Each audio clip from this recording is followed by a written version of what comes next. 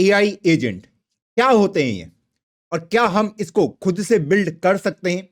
तो आज की क्लास में हम सीखेंगे सबसे पहले कि एआई एजेंट क्या होते हैं, और हम खुद के एआई एजेंट बिल्कुल स्क्रैच से बिल्ड करेंगे। और आज के लेक्चर के बाद आपको कभी भी प्रॉब्लम नहीं होगी एआई एजेंट बनाने में।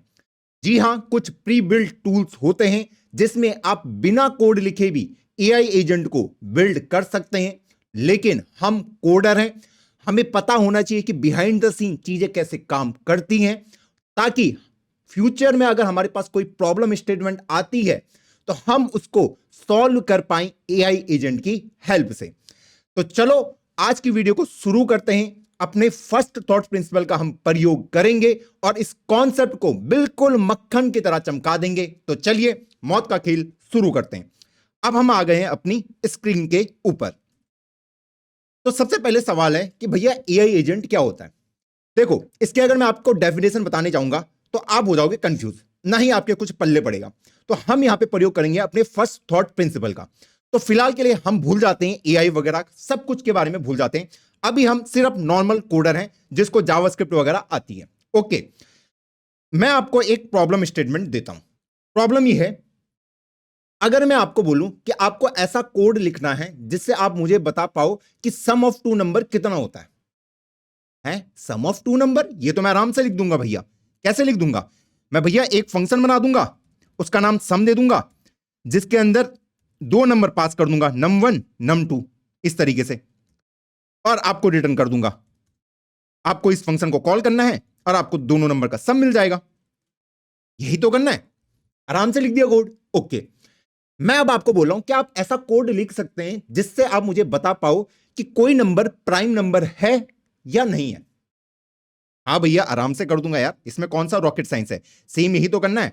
एक फंक्शन और बना दूंगा जो मुझे बताएगा कि कोई नंबर प्राइम है या नहीं है। आपको उसमें एक नंबर पास कर देना है, अंदर मैं कुछ कोड लिख दूंगा ऐसे करके डैश डैश डैश करके, और आपको रिटर्न करके यस और नो में दे दूंगा कि ये नंबर प्राइम नंबर है या नहीं है। बहुत सही यार दोस्त, आप तो बहुत तेज निकले। अब मैं आपको बोल रहा हूं एक और प्रॉब्लम, क्या आप ऐसा कोड लिख सकते हैं जिससे आप मुझे बता पाएं कि आज करंटली बिटकॉइन की प्राइस कितनी चल रही है, या इथेरियम क्रिप्टो करेंसी की आपको प्राइस निकालनी है जो अभी करंट मार्केट में प्राइस चल रही है। क्या आप निकाल सकते हैं, या आप ऐसा कोड लिख सकते हैं? हाँ भैया, मैं लिख सकता हूं। मैं एक फंक्शन लिख दूंगा जिससे मैं क्रिप्टो करेंसी की प्राइस निकाल सकता हूं। तो यहां पे एक फंक्शन बना देंगे क्रिप्टो प्राइस, और यहां पे आप उस कॉइन को पास कर देना, और यहां पे मैं अंदर कुछ कोड लिखूंगा जिससे मैं उस क्रिप्टो करेंसी का प्राइस पता कर पाऊं। पर पता कैसे चलेगा कोड लिख के भी? मेरे दोस्त, इसके लिए आपके पास एपीआईज हैं। मैं आपको एक एपीआई दे दूंगा जिससे आप क्रिप्टो करेंसी का प्राइस निकाल सकते हैं। बिल्कुल फ्री एपीआई है। हाँ जी, तो अगर मैं यहां पे इसको डालूं तो यहां से आप देख पाओगे, यहां से हमें बिटकॉइन का प्राइस मिल गया। तो आप देख सकते हो कि बिटकॉइन बिटकॉइन उसका जो मार्केट कैप है इतना है, करंट प्राइस इतना है। तो ये यूएस डॉलर में। तो अगर यूजर आपको इथेरियम पूछता है तो यहां पे इथेरियम डाल देना। ये लीजिए, इथेरियम का भी निकल गया, ये देख लो सब कुछ। तो वो कोड आप यहां पे एग्जीक्यूट कर सकते हैं जावास्क्रिप्ट में। ओके दोस्त, अगला प्रॉब्लम मैं आपको बोलता हूं, क्या आप ऐसा कोड लिख सकते हैं जिससे आप कि कहीं का भी वेदर पता कर पाए? मैं बोलूं आज दिल्ली का वेदर कितना है, या मैं आपको बोलूं मुंबई का वेदर कितना? हाँ भैया, लिख दूंगा यार। क्या सेम ही सवाल पूछे जा रहे हो आप? फंक्शन, वेदर, और इनपुट में क्या चाहिए मुझे, कौन सी सिटी का आपको वेदर चाहिए वो मुझे दे देना, और यहां पे मैं कोड को लिखूंगा और आपको रिटर्न करके दे दूंगा उस सिटी का वेदर। ठीक है, जैसे मैंने यहां पे कोई कोड लिखा होगा, यहां से मैं रिटर्न करके आपको क्रिप्टो प्राइस दे दूंगा, तो सेम मैं यहां से भी आपको वेदर का बारे में सारी इंफॉर्मेशन दे दूंगा। ओके दोस्त, चलो यहां तक तो हम बिल्कुल साथ में सब कुछ समझ आ रहा है। पर कहना क्या चाहते हो भैया, कुछ सेंस भी तो नहीं बना रहा है। ओके मेरे दोस्त, एज अ यूजर हमारा यूजर इनपुट कैसे डालता है? इनपुट मेरा यूजर, जैसे अगर मैं अपने एलएलएम मॉडल की बात करूं, मैं अगर इसको बोलूं 7 और 5 का सम बता दे, सम बता दे, जैसे मैं इसको पूछ रहा हूं, इनपुट वो इस फॉर्म में दे रहा है। किस फॉर्म में दे रहा है? इस फॉर्म में। तो इसने मुझे वो बता दिया कि 7 और 5 का सम होता है मेरा 12। क्या आप ऐसा कोड लिख सकते हैं इसमें, जैसे मैं अगर यहां पे यूजर इस तरीके से डाले ओपन इन इंटीग्रेटेड टर्मिनल, और यहां पे इसने डाल दिया 7 और 5 का सम, तो क्या मैं इसको रीड कर पाऊंगा? मेरा सवाल आपसे ये है। या फिर यूजर मुझे पूछ ले ऐसे करके कि 13 प्राइम है या नहीं है,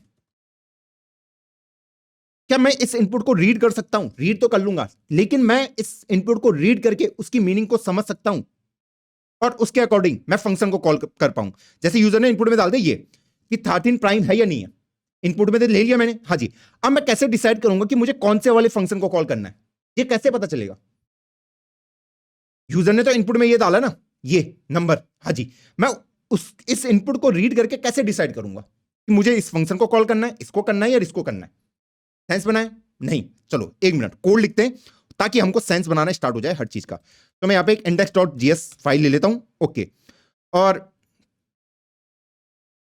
इसको इस प्रोजेक्ट को पहले इनिशिएट हम कर लेते हैं ताकि हमें सब कुछ सेंस बनाए। npm init, तो हमने इनिशियलाइज कर दिया प्रोजेक्ट को, डैश, ओके। और यहां पे हम इसको कर देंगे मॉड्यूल, ओके। चलिए अब यहां पे अगर मुझे, मैं यहां पे फंक्शन लिख देता हूं, फंक्शन मैं किसका लिख देता हूं, सम ऑफ टू नंबर, ओके। हाँ ऐसे लिखते हैं। तो यहां पे नंबर 1 नंबर 2, तो मैं आराम से कोड लिख दूंगा इसको, तो रिटर्न num1 प्लस num2 का सम मैंने रिटर्न करा दिया, ओके। एक कोड लिख दिया मैंने फंक्शन किसका, कि प्राइम है या नहीं है, ओके। तो आप यहां पे एक नंबर पास कर देना, मैं उसके रिलेटेड यहां पे कोड लिख दूंगा। तो यहां पे सिंपल हो जाएगा कि इफ नंबर लेस देन 2 है तो रिटर्न फॉल्स कर देना कि प्राइम नंबर नहीं है, नहीं तो for let i equal to 2 से i less than equal to math dot square root of number i plus plus. ये तो देखो यार, तुम्हें अगर प्राइम नंबर का कोड नहीं आता फिर तो भाई मेरी कोई गलती ही नहीं है दोस्त। हाँ ऐसा था जब मेरा टीसीएस का एग्जाम था तब मैं प्राइम नंबर का कोड लिख नहीं पाया था, वो भी फाइनल ईयर की बात है, थर्ड ईयर कंप्लीट हो गया था। बहुत बेइज्जती वाली बात थी भाई, सिर्फ ये प्राइम नंबर का कोड मैं लिख नहीं पाया था, सोचो हाँ क्या हालत रही होगी मेरी। तो अगर number mod i equal to 0 है तो रिटर्न फॉल्स कर दूंगा कि प्राइम नंबर नहीं है, और अगर नहीं निकलता है तो रिटर्न ट्रू कर दूंगा, ठीक, ओके। तो मैंने यहां पे दो कोड लिख दिए, एक सम का भी लिख दिया, एक प्राइम नंबर का भी लिख दिया, एक क्रिप्टो करेंसी वाला भी लिख देते हैं, फंक्शन गेट क्रिप्टो प्राइस। तो यहां पे आप उस कॉइन को पास कर दोगे और ये असिंक फंक्शन होगा। क्यों होगा? क्योंकि यहां पे हम फैच करने वाले डेटा को, ओके। तो फैच क्या करूंगा, अभी हमने ले रखा था, ये वाला लिंक को कॉपी कर लेते हैं और इसको यहां पे कॉपी कर लेते हैं हम इस तरीके से, ओके। और यहां पे अगर हम बात करें, इसको इस तरीके से लिखते हैं। अभी तो हमने इसको हार्ड कोड कर रखा ना, जैसे हमने यहां पे बिटकॉइन दे रखा है, तो बिटकॉइन की जगह में मुझे क्या लिखना पड़ेगा, डॉलर कॉइन, जो यूजर कॉइन देगा उसका मुझे प्राइस निकालना है, ओके। हाँ जी, कॉन्स्ट जो भी यहां से मुझे रिस्पॉन्स मिलेगा, और यहां पे मुझे अवेट करना पड़ता है क्योंकि यहां से इंटरनेट पे कॉल जाएगी, इसको मुझे ढूंढ के लाना पड़ेगा, ओके। इसलिए यहां पे हम अवेट करते हैं। उसके बाद एक बार हमें मिल गया तो const data equal to await response dot JSON, इसमें मुझे इसको कन्वर्ट करना पड़ेगा और उसके बाद हम डेटा को रिटर्न कर देंगे, ओके। जो भी आपके पास रिस्पॉन्स आता है वो जेसॉन फॉर्मेट में आता है, तो उसको हमें जावास्क्रिप्ट के ऑब्जेक्ट पे कन्वर्ट करना पड़ता है। उसके बाद हम इसको रिटर्न करा देंगे ताकि हमें क्रिप्टो करेंसी का जो भी प्राइस है वो हमें मिल पाए। अब मेरे दोस्त, ये 3 फंक्शन है, इन्हीं 3 फंक्शन को हम यहां पे रखते हैं। इसके अलावा मैं ज्यादा फंक्शन यहां पे आपके लिए लिखना नहीं चाहता, 3 फंक्शन बहुत है, वेदर वाला भी रहने देते हैं, ओके। अब आपको यूजर का इनपुट को रीड करना है, तो यूजर का हम इनपुट को रीड कैसे कर सकते हैं?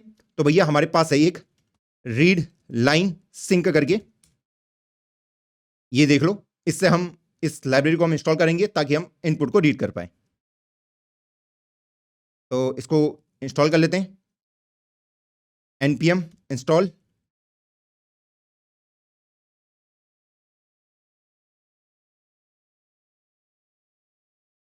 ओहो 2 बार लिख दिया मैंने, ओहो हो, क्या हुआ पहले? हाँ रीड लाइन सिंक तो आ गया, पर मैंने गलत कमांड दे दी थी, एक ही बार लिखना था npm इंस्टॉल, ओके। हाँ तो उसको हम इंपोर्ट करा लेते हैं यहां से। अब कैसे ये करता है, हमने प्रीवियस लेक्चर में भी देखा था कि कैसे हम इससे रीड कर सकते हैं। तो हमने यहाँ पे लिखा हुआ था प्रीवियस लेक्चर में भी कि इंपोर्ट कर लेंगे स्टेटमेंट को, हाँ जी, कि रीड लाइन सिंक को, उसके बाद मुझे क्या करना है, इनपुट को रीड करना है। तो इनपुट को रीड मैं ऐसे करके कर सकता हूं, ये वाला यूजर के इनपुट को मैं ऐसे करके रीड कर सकता हूं कि भैया read line sync dot question, जो भी आप क्वेश्चन को पूछोगे और वो क्वेश्चन चल जाएगा इसमें, तो कॉन्स्ट यूजर प्रॉब्लम। तो आप ऐसे करके रीड कर सकते हैं प्रॉब्लम को। ओके, हाँ जी। अब एक बार यूजर की प्रॉब्लम आ गई, मैं इसको कंसोल लॉग भी करा देता हूं,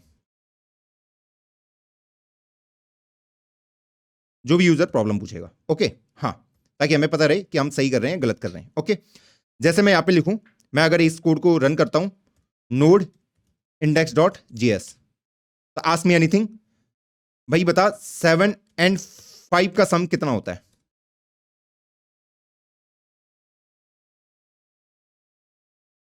तो उसने वही प्रिंट कर दिया।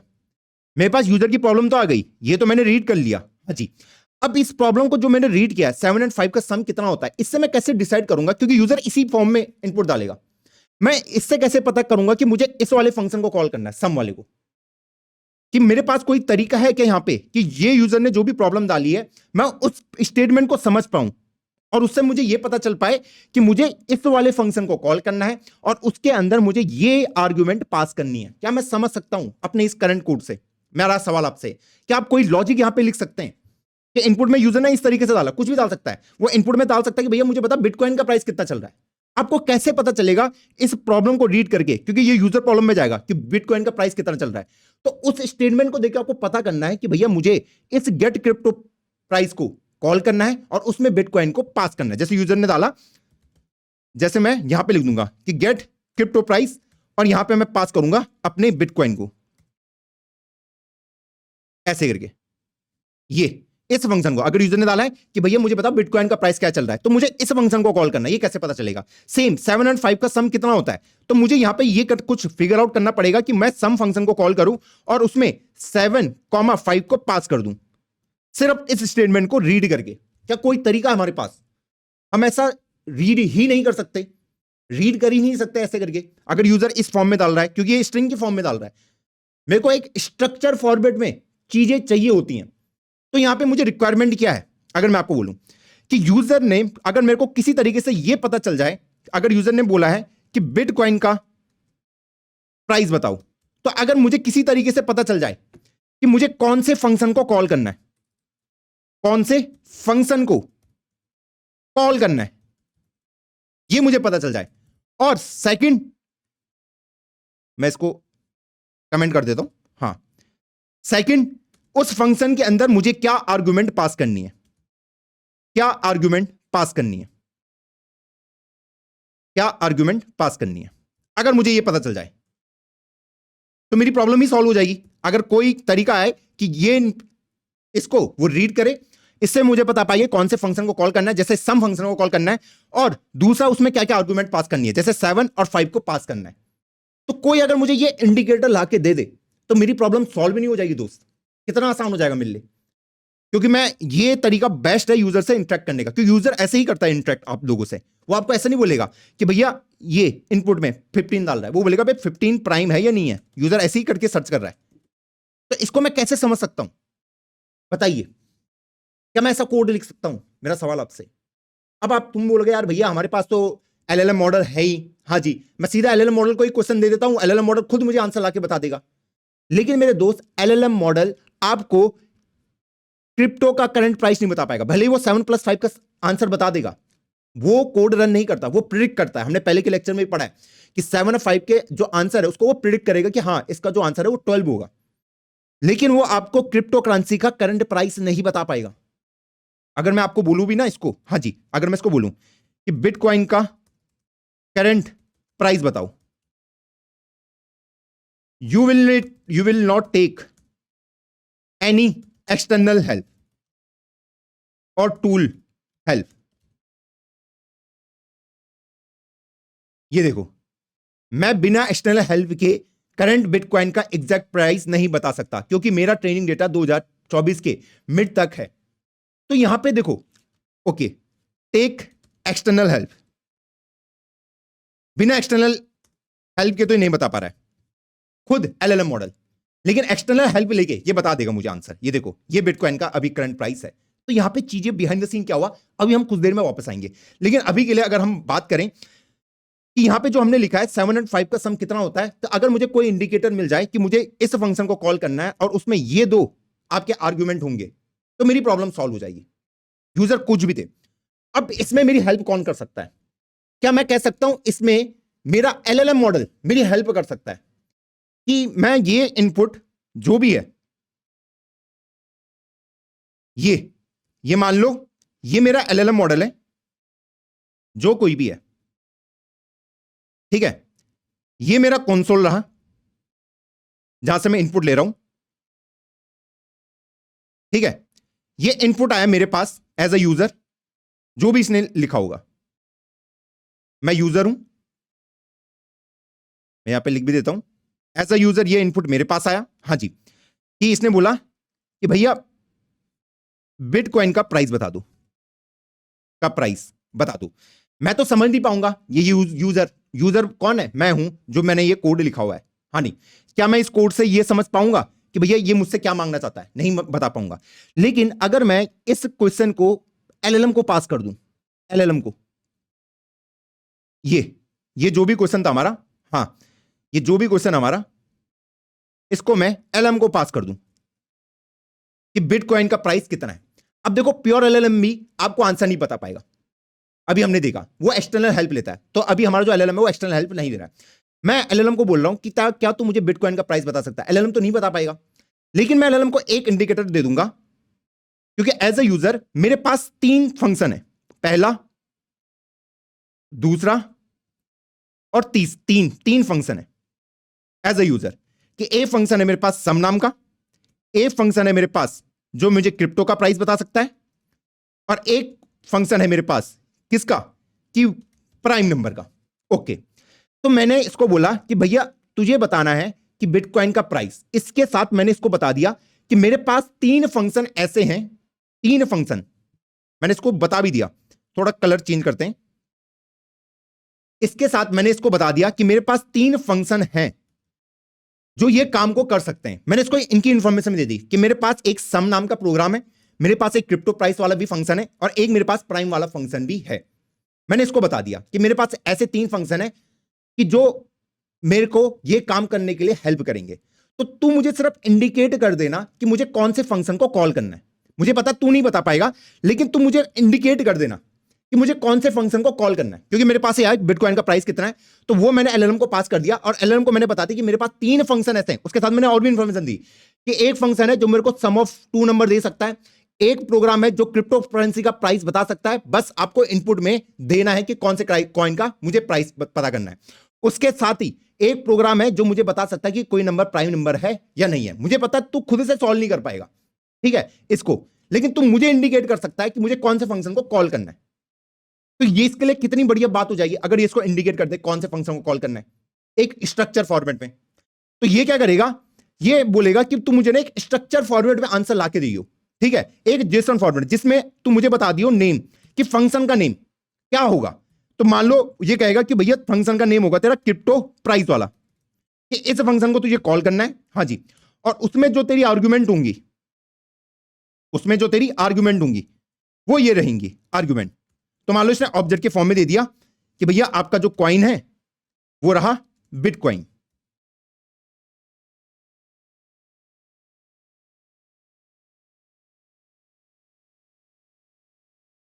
इस तरीके से ये इसने मुझे आउटपुट में दे दिया। अब ये जो मुझे आउटपुट में मिलेगा ये वाला इसको देख के मैं समझ सकता हूं कि भैया यूजर को अब आसान होगा कि अच्छा मुझे क्रिप्टो प्राइस वाले को कॉल करना है, क्योंकि यहां पे स्ट्रक्चर फॉर्मेट में, क्योंकि ये क्या करेगा, इससे पता है कि भैया अब फंक्शन का नाम क्या है। यहां पे इसने इसको बोला कि तू मुझे ना एक जेसॉन फॉर्मेट में आउटपुट रिटर्न करके दियो और एक स्ट्रक्चर फॉर्मेट में दियो। उसने ऐसा दिया था बिटकॉइन का प्राइस क्या है, वो कुछ भी लिख सकता है, कैसे भी बोल सकता है। तो मैंने उसको बोल दिया कि तू मुझे ने एक जेसन फॉर्मेट में ही रिप्लाई करियो, ताकि मैं उसको समझ पाऊं कि नेम के आगे तो डाल दिए कि कौन से फंक्शन को कॉल करना है। तो अगर मैं यहां पे कोड लिख दूं ऐसे करके कि if name equal to crypto price है, मान लो इसने मुझे रिटर्न करके दे दिया, ठीक, हाँ। तो मैं अब मुझे पता है कि मुझे कौन से फंक्शन को कॉल करना है, तो मैं यहां पे कॉल कर सकता हूं इजीली कि क्रिप्टो प्राइस फंक्शन को कॉल करना है, हाँ जी, और उसमें ये वाले आर्गुमेंट को पास कर देना। ये लीजिए, अब आपको चीजें आपके लिए अब आसान हो गई दोस्त। कितनी आसान हो गई। अब यूजर अगर बोले कि मुझे बता सम ऑफ टू नंबर, मुझे तो बता दे 3 और 7 का सम कितना होगा, अगर ऐसे, तो मैं एज अ यूजर इसको नहीं समझ पाऊंगा। लेकिन मैं इसको बोल सकता हूं कि भैया तू मुझे ना एक स्ट्रक्चर फॉर्मेट में आउटपुट लाके दियो, मैं इसको गाइड करूंगा, एलएलएम को बताऊंगा कि तुझे मुझे आउटपुट किस फॉर्मेट में देना है, किस फॉर्मेट में देना है। तो ये क्या करेगा, ये मैंने इसको इसको पास कर दिया एलएलएम को, तो एलएलएम खुद कैलकुलेट नहीं करेगा। ठीक, हाँ जी, क्योंकि देखो हमने पहले भी सीखा था, पहले के लेक्चर में, एलएलएम आपके कोड को रन नहीं कर सकते। एलएलएम कोई भी कोड को रन नहीं कर सकता, वो सिर्फ आंसर को प्रिडिक्ट कर सकता है। तो अगर मैंने यहां पे बहुत बड़ा नंबर दे दिया ना, तो शायद एलएलएम उसको सम कर ही ना पाए, सम कर ही ना पाए। तो मैंने एक पाइथन का या फिर जावास्क्रिप्ट का कोड लिखा है जिससे मैं सम ऑफ टू नंबर ला सकता हूं।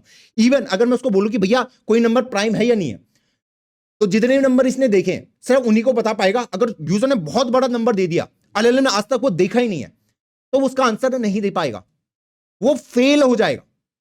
इसीलिए मैंने अलग से ये फंक्शंस यहां पे बना रखे हैं। मैं नहीं चाहता कि भैया, मैं यूजर को अच्छा एक्सपीरियंस देना चाहता हूं, मैं चाहता हूं कि भैया वो इनकी हेल्प से ही वो सारा काम करे।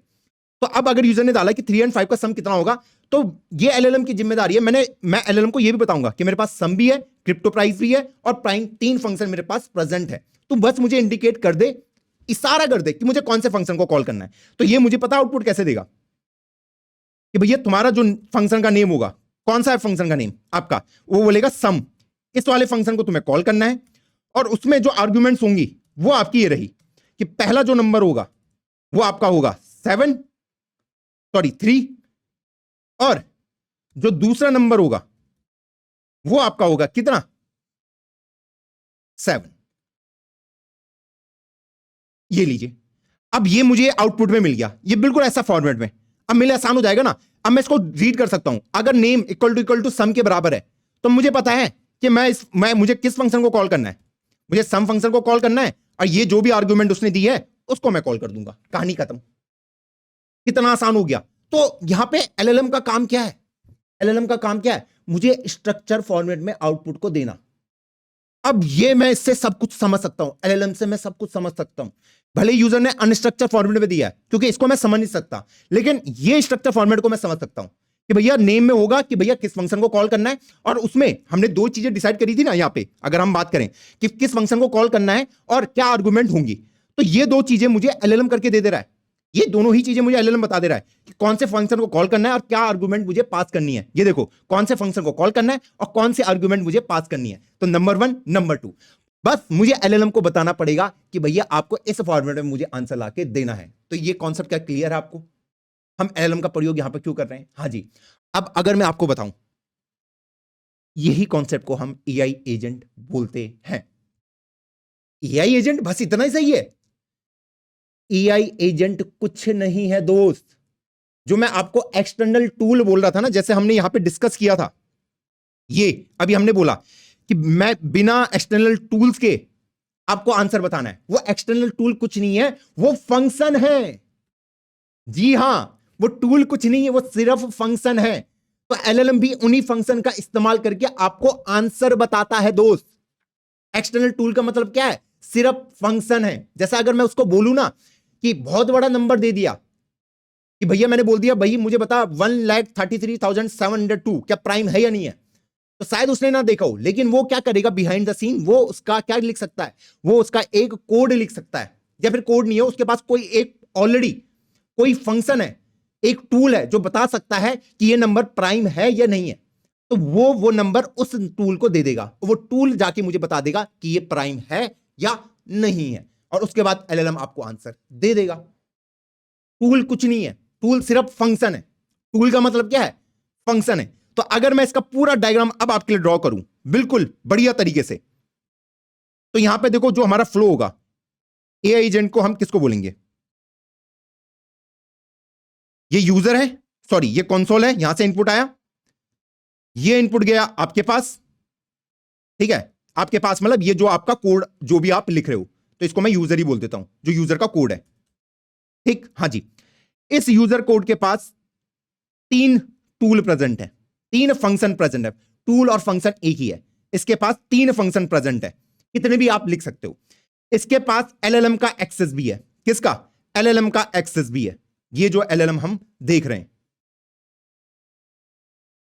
ये जो भी आपका चैट जीपीटी वगैरह है, और ये जो पूरा आपका ये कॉम्बिनेशन यहां पे क्रिएट होता है दोस्त, इसी को हम एआई एजेंट बोलते हैं, और किसी को नहीं बोलते कि एआई एजेंट एलएलएम और उसके पास फंक्शन का एक्सेस होना। हां, ये एलएलएम डायरेक्टली इन फंक्शन को कॉल नहीं कर सकता, एलएलएम डायरेक्ट किसी भी टूल को कॉल नहीं कर सकता। हमें लगता है ना कि भैया यहां पे बिहाइंड द सीन शायद एलएलएम ने ही कॉल किया होगा, नहीं, वहां पे जो चैट जीपीटी का सर्वर है वो चीज को हैंडल कर रहा है। या अगर मैं चैट जीपीटी का सर्वर बोलूं इसको, कि आपने कोई भी प्रॉब्लम बोली और चैट जीपीटी के सर्वर के पास गई, और चैट जीपीटी के सर्वर को आपने पूछा कि बिटकॉइन का मुझे करंट प्राइस बता, तो उसने वो एलएलएम को भेजा। एलएलएम ने बोला यार मेरे को तो नहीं पता, लेकिन इस चैट जीपीटी के सर्वर ने उसके साथ ही उसको टूल्स के बारे में भी बता दिया था कि हाँ मेरे पास ऐसे टूल्स प्रेजेंट हैं जिससे मैं क्रिप्टो करेंसी का प्राइस निकाल सकता हूं, ये उसने बता दिया। तो चैट जीपीटी के सर्वर ने इसको इंडिकेट कर दिया कि भैया तुझे इस टूल को कॉल करना है और उसमें ये आर्गुमेंट पास करनी है। तो यूजर क्या करेगा, ये जो भी चैट जीपीटी है ये उस पर्टिकुलर फंक्शन को कॉल करेगा, उसका जो आंसर आया उसको फिर से एलएलएम के पास पास करेगा। फिर से पास क्यों करेगा? ताकि वो उस आंसर को एक बढ़िया तरीके से दे पाए। जैसे अगर यहां पे हम देखें, जैसे 7 और 5 का सम बता दे, तो अगर मेरा नॉर्मल फंक्शन होता तो मुझे पता चलता कि मैं सिर्फ 12 ही आउटपुट देता, लेकिन यहां पे डिटेल में दे रहा है कि 7 और 5 का सम होता है 12। ये उसने एक्स्ट्रा लाइन जोड़ दी। तो ये किसने जोड़ी है? ये मेरे एलएलएम ने जोड़ी है। तो यहां पे मान लो मैंने यहां पे डाला कि 7 और 5 का सम कितना होता है, 5 का सम, इसका पूरा फ्लो समझ लेते हैं। तो यहां पे हमारे पास ऑलरेडी 3 टूल प्रेजेंट थे, एक सम, एक क्रिप्टो, और एक हो गया अपना क्या, प्राइम। तो ये प्रॉब्लम आई इसके पास। हाँ जी, यूजर ने इस प्रॉब्लम को पास किया एलएलएम को, और उसको बता भी दिया कि मेरे पास 3 टूल है, उसके बारे में इंफॉर्मेशन भी देनी पड़ेगी ना। एलएलएम को थोड़ी पता होगा कि ये टूल, इसके पास कौन कौन से टूल है, मतलब मेरे पास कौन कौन से टूल का एक्सेस है, एलएलएम को थोड़ी पता होगा, क्योंकि एलएलएम के पास कोई मेमोरी नहीं होती। तो मैंने एलएलएम को बता दिया कि मेरे पास 3 टूल है, सम, क्रिप्टो, प्राइम। हाँ जी, अब वो ऐसे काम करते हैं, वो क्या रिटर्न करते हैं, वो क्या आर्गुमेंट लेते हैं, सब कुछ मैं एलएलएम को बताऊंगा। उसके बाद एलएलएम मुझे बता देगा कि भैया तुम्हें इस वाले सम वाले फंक्शन को कॉल करना है। ठीक, हाँ जी, तो मैं एज अ यूजर मैं सम वाले फंक्शन को कॉल करूंगा, और वो मुझे आंसर में लाके दे देगा कि भैया उसका आंसर होने वाला है 12। क्या आंसर होने वाला है? 12 आंसर होने वाला है। तो इसी आंसर को मैं सीधा रिटर्न नहीं करूंगा ना, मैं पहले इस आंसर को लेके एलएलएम को जाऊंगा कि भैया ये यूजर ने क्वेश्चन पूछा था, उसका आंसर हम लेके आ चुके हैं बाहर वाले से 12। अब एलएलएम उसको बढ़िया तरीके से बना देगा आपको इस तरीके से कि अच्छा, वो देखेगा और वो उसको थोड़ा स्ट्रक्चर करके ऐसा कर देगा कि 7 और 5 का सम होता है 12, और वो आपके कंसोल में प्रिंट हो जाएगा। और यही आपका एआई एजेंट है। एआई एजेंट कुछ नहीं है, एलएलएम विद एक्सटर्नल टूल्स, और एक्सटर्नल टूल्स कुछ नहीं है, आपके बस फंक्शन है। अब आपका सवाल यह होना चाहिए, मैं आपको बहुत बार बोला हूं, आप यहां पे जो ये फंक्शन आप बना रहे हैं, आप पूरा फंक्शन इसको पास मत करना, क्योंकि ये फंक्शन का सिर्फ आपको इसको इंफॉर्मेशन देनी है। क्योंकि अगर आप इसको पूरा फंक्शन दे दोगे, जो भी आपने फंक्शन लिखा है, तो इसका कुछ काम का ही नहीं है ना, ये उस फंक्शन को रन तो कर नहीं सकता। देखो अभी हमने सबसे मेन चीज क्या सीखी कि ये आपके कोड को रन नहीं कर सकता, कर ही नहीं सकता एलएलएम, सबसे बड़ा। हां, तो इसको पूरा कोड देने की जरूरत नहीं है, बस मैं बता दूंगा कि भाई मेरे पास एक सम नाम का प्रोग्राम है, और वो 2 नंबर इनपुट में लेता है, और उसका सम ये मुझे आउटपुट में दे देगा। बस इसको बता दूंगा। सेम मैं इसको क्रिप्टो के बारे में बता दूंगा, सेम मैं इसको प्राइम के बारे में बता दूंगा, और इस तरीके से आपके एआई एजेंट काम करते हैं। यही आपका एआई एजेंट हो गया। अब यूजर, अब आप इस प्रॉब्लम को और बड़ा बना सकते हैं आपकी हेल्प से। देखो, आपने सुना होगा कि भैया जो हमारा एलएलएम मॉडल है उसके पास हमारे डेटाबेस का एक्सेस नहीं होता। डेटाबेस का एक्सेस होने का मतलब क्या है? डेटाबेस का एक्सेस होने का मतलब क्या है? तो अगर मैं इसको अपने क्रेडेंशियल दे भी दूं, क्रेडेंशियल कि भैया ये मेरा यूजर नेम है, चलो डेटाबेस छोड़ो, मैं इसको अगर अपना इंस्टाग्राम से तुम समझ जाओगे, अगर मैं अपने एलएलएम मॉडल को, सिर्फ एलएलएम मॉडल को अपना यूजर नेम और अपना पासवर्ड बता दूं इंस्टाग्राम का, अब बोलूंगा कि तुझे इसके अंदर लॉगिन करना है और एक पोस्ट कर देना, एक स्टोरी डाल देना कि और भाई कैसे हो, क्या ये एलएलएम मॉडल खुद से कर सकता है? क्योंकि ये करने के लिए मुझे कोई कोड लिखना पड़ेगा, कोई कोड लिखना पड़ेगा। हाँ जी, कोई कोड तो लिखना पड़ेगा। हाँ जी, ये करने के लिए, लॉगिन करने के लिए, हाँ, जिससे मैं इंस्टाग्राम पे लॉगिन हो पाऊं। और उस कोड के अंदर मान लो मैंने कोई फंक्शन लिखा है जिसका नाम है इंस्टाग्राम।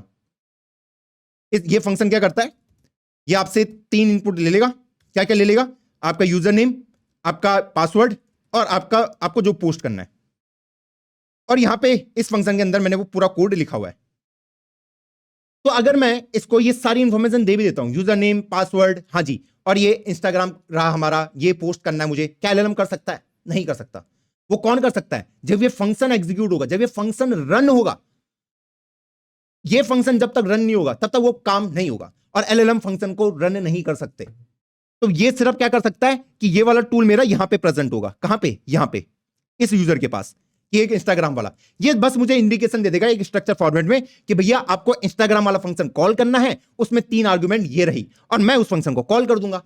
तो सबसे बड़ी खासियत है, आपने सुना होगा कि भैया ये डेटाबेस को एक्सेस नहीं कर सकते। हम डेटाबेस को एक्सेस कैसे करते हैं? कोड लिख के तो करते हैं, हाँ जी, और ये कोड रन नहीं कर सकता। बस ये मुझे इंडिकेट कर सकता है कि भैया तुम्हें ये वाला कोड रन करना है। बस इतना ही है आपका ये एजेंट। आई होप आपको क्लियरिटी ऑफ कॉन्सेप्ट आ गई होगी अब। हाँ भैया, स्वाद तो आया है। तो दोस्त, आपने ना एक चीज क्या नोटिस करी है कि जब आप चैट जीपीटी या किसी का भी सब्सक्रिप्शन खरीदते हो, चैट जीपीटी हो गया, आपका क्लाउड हो गया, आपका जेमिनी हो गया, आप किसी का भी अगर क्या खरीदते हैं, सब्सक्रिप्शन खरीदते हैं, तो सिर्फ आपको एलएलएम मॉडल नहीं मिलता, उसके साथ आपको टूल्स भी फ्री में मिलते हैं। ये सिर्फ एलएलएम मॉडल नहीं है। हाँ, जब आप सिर्फ एपीआई की खरीदते हैं, एपीआई की, तब आपको सिर्फ इस एलएलएम मॉडल का एक्सेस मिलता है, तब आपको वहां पे टूल्स का एक्सेस नहीं मिलता है।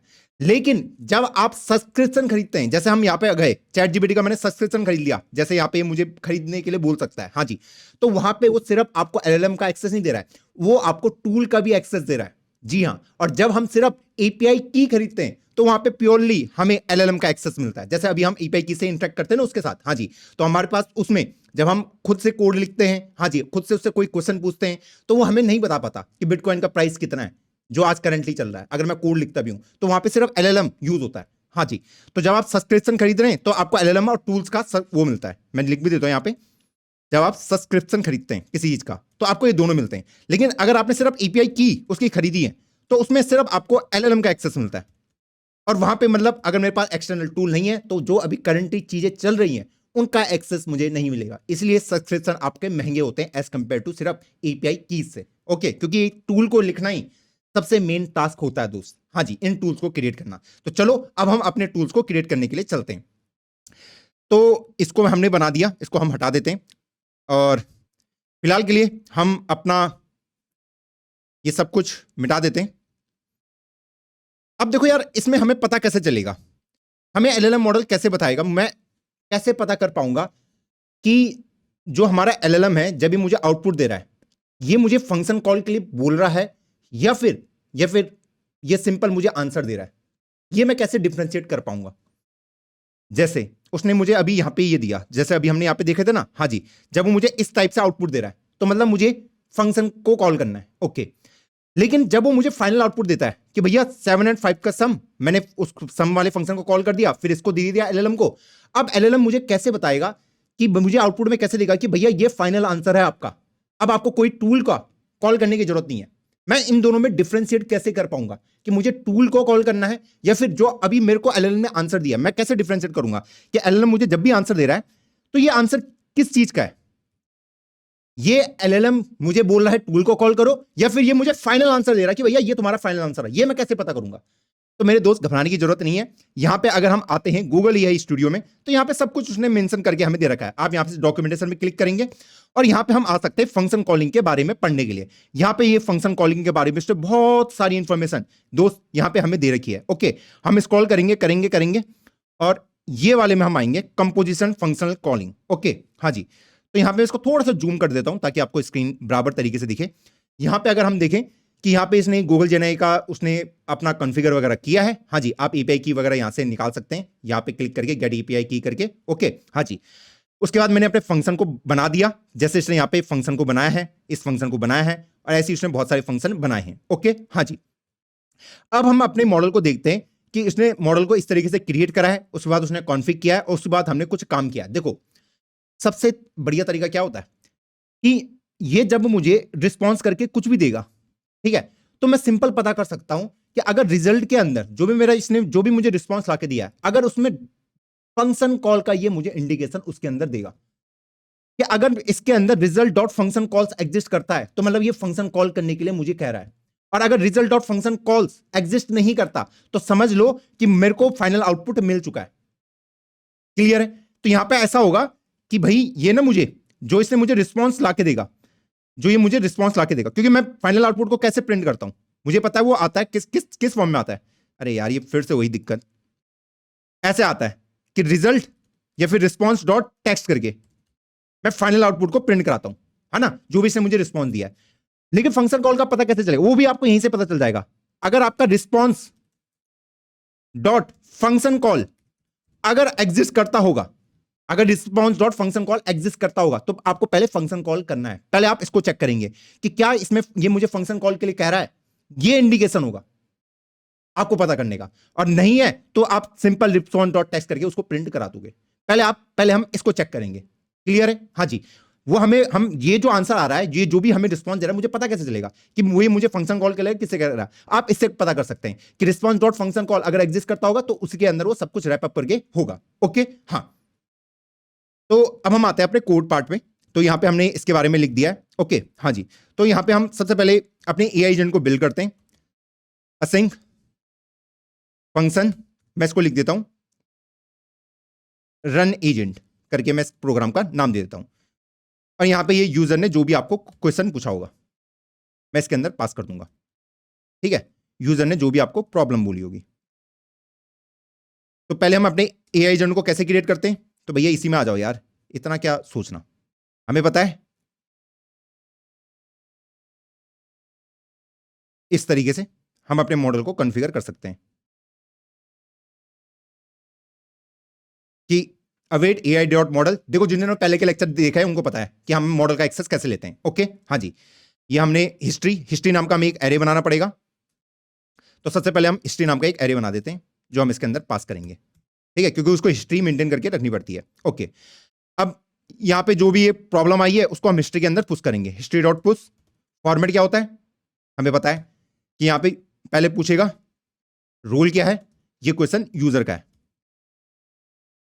अगला पार्ट्स के अंदर क्या है, एक एरे है, एरे के अंदर भैया टेक्स्ट फॉर्मेट में जो भी यूजर ने प्रॉब्लम पूछी है, ये इस तरीके से हिस्ट्री के अंदर वो पुश कर दिया। तो ये डेटा चला जाएगा किसके पास, एआई मॉडल के पास। ओके, अब मुझे एआई मॉडल के लिए वेट करना पड़ेगा। ओके, अब लेकिन मैं इसको कैसे बताऊंगा, अगर उसने यूजर प्रॉब्लम डाला कि 7 और 5 का सम कितना होता है, तो मैं एआई मॉडल को कैसे बताऊंगा कि भैया मेरे पास ये 3 टूल प्रेजेंट है, ये भी और ये भी, ये 3 टूल प्रेजेंट है। इसको तो मैंने दिया ही नहीं ना, इसके बारे में मैंने बताया नहीं, मैंने सिंपल लिख दिया 7 और 5 का सम कितना होता है। या फिर यूजर प्रॉब्लम में मैंने पूछ लिया कि भैया बिटकॉइन का प्राइस कितना है। जैसे अगर हम यहां पे लिखें, एक हम यहां पे असिंक फंक्शन मेन लिख सकते हैं। हाँ जी, उसके अंदर ही हम ये सारा काम करेंगे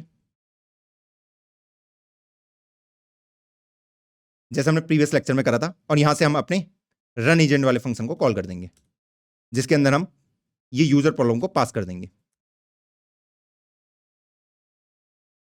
और यहां पे हम अवेट करेंगे क्योंकि एकदम से वो इंप्लीमेंट होगा नहीं। अब फिर से मेन फंक्शन को कॉल फॉलो अप क्वेश्चन के लिए। ओके, ये तो हमने देख लिया। और यहां से हम फाइनली अपने मेन फंक्शन को कॉल करेंगे। ओके, गोल ये है कि इसको पता कैसे चलेगा कि मेरे पास, इस एआई मॉडल को पता कैसे चलेगा कि मेरे पास ये 3 फंक्शन प्रेजेंट है या ये 3 टूल प्रेजेंट है। तो उसी के लिए हम अपने कोड पार्ट में देख सकते हैं कि यहां पे इसने ना मुझे सब कुछ इंफॉर्मेशन दे रखा होगा।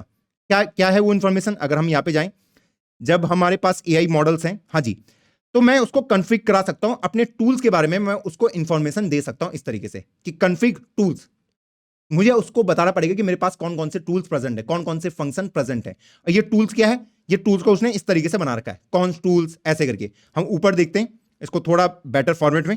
हाँ जी, तो इस तरीके से देखो, हमने एक बना दिया कॉन्स्ट वेदर फंक्शन डिक्लेरेशन। हाँ जी, उसके अंदर हमने बता दिया कि भैया हमारा, जैसे हम गेट वेदर का बना रहे हैं, तो गेट वेदर फंक्शन का नाम, हाँ जी, उसका डिस्क्रिप्शन, उसका जो पैरामीटर्स होंगे, ये सारी इंफॉर्मेशन। मुझे पता कि अभी आपको लग रहा होगा भैया ये तो बहुत ही खतरनाक सा कोड मुझे दिख रहा है। दोस्त, एक बार इसको समझ जाओगे आपके लिए चीजें आसान होगी। मैं इसको ना नॉर्मल प्रॉम्प्ट से भी बता सकता था, नॉर्मल प्रॉम्प्ट से, कि मेरे पास ये फंक्शन है, बिना टूल लिखे भी, कि मैं उसको बताता कि मेरे पास ये फंक्शन है, वो ये करता है, उसके अंदर ये आर्गुमेंट है, तुम्हें इस तरीके से मुझे स्ट्रक्चर तरीके से आउटपुट देना है।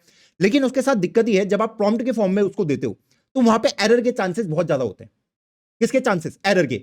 जो आप रिक्वायर्ड रिजल्ट उससे एक्सपेक्ट कर रहे हो कि वो आपको आंसर इस फॉर्मेट में दे, ये वाला फॉर्मेट जो आपने देखा, ये इस फॉर्मेट में, शायद वो इस फॉर्मेट में दे ही ना पाए। अगर आपने नॉर्मल इंग्लिश में लिखा है, नॉर्मल इंग्लिश में ऐसे आपने नॉर्मल इंग्लिश में उसको मेंशन किया कि भैया ये यूजर का प्रॉम्प्ट है, कि भैया उसके पास ये चीजें हैं, कि भैया आप एआई एजेंट हो, आपके पास ऐसे करके आपके पास 3 फंक्शन हैं, उनका नाम ये है, उनके बारे में मैंने इंफॉर्मेशन दे दी। आप ऐसे करके भी दे सकते हो, लेकिन शायद आपको रिक्वायर्ड रिजल्ट इस फॉर्मेट में ना मिले, ये बहुत हाई चांसेस होते हैं, इसलिए हम इसको डिटेल में पढ़ रहे हैं। ओके, हाँ जी।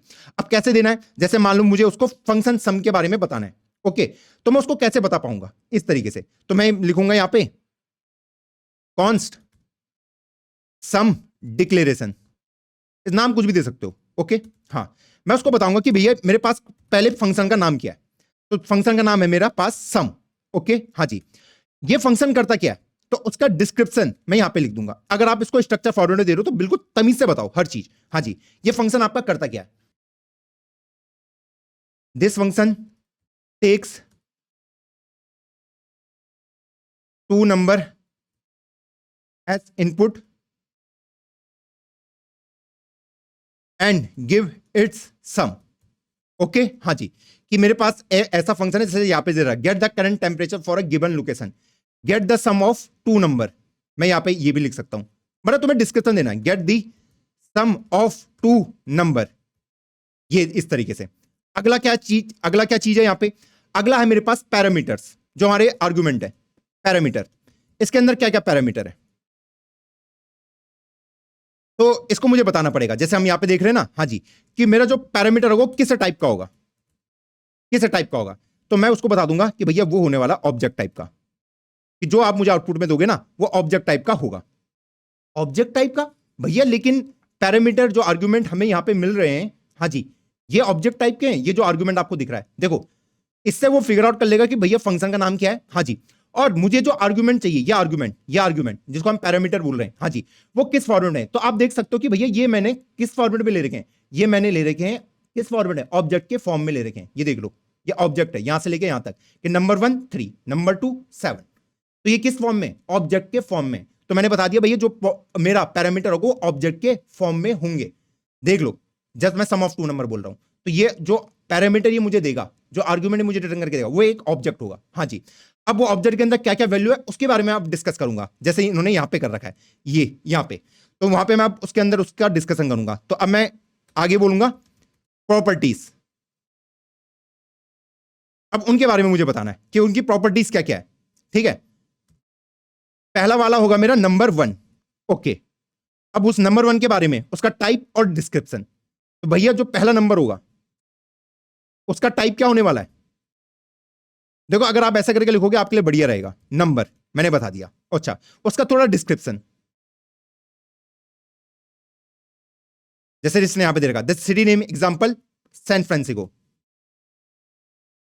It will be first number for addition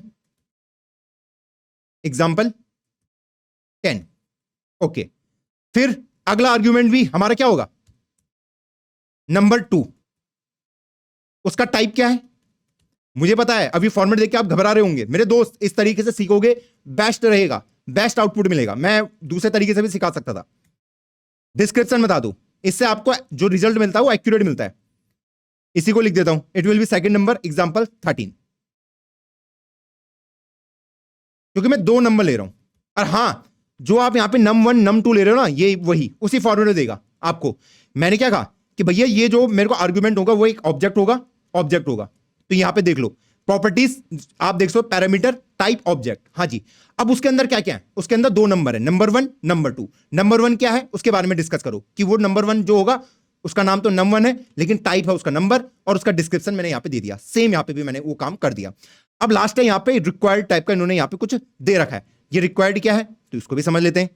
तो हमारा पैरामीटर एक बार खत्म हो गया, पैरामीटर खत्म हो गया, पैरामीटर के बाहर ही है आई होप, ये नहीं, ये पैरामीटर के अंदर ही है। तो यहां पे अगर हम देखें, अब मुझे इसको बताना पड़ेगा क्या अगला, कि भैया रिक्वायर्ड क्या क्या है। रिक्वायर्ड है, तो रिक्वायर्ड में मुझे 2 चीजें चाहिए। एक चाहिए मुझे नम 1 और दूसरा चाहिए मुझे नम 2, ये 2 मुझे चाहिए। ये दोनों मुझे रिक्वायर्ड है। ओके, मैंने इसको बता दिया है वो इस तरीके से। तो इस तरीके से हमने सम का डिक्लेरेशन कर दिया, बस इस तरीके से। अब अगला क्या है आपके पास, सम का डिक्लेरेशन कर लिया, वैसे ही आपको अब प्राइम नंबर का भी बताना पड़ेगा। तो इसी कोड को कॉपी कर लेते हैं। तो यहां पे मैं इसको लिख दूंगा प्राइम डिक्लेरेशन। ठीक, आपके फंक्शन का नाम क्या है, एग्जैक्ट नाम मैच होना चाहिए ताकि वो बता पाए कि आपको कौन से फंक्शन को बताना है।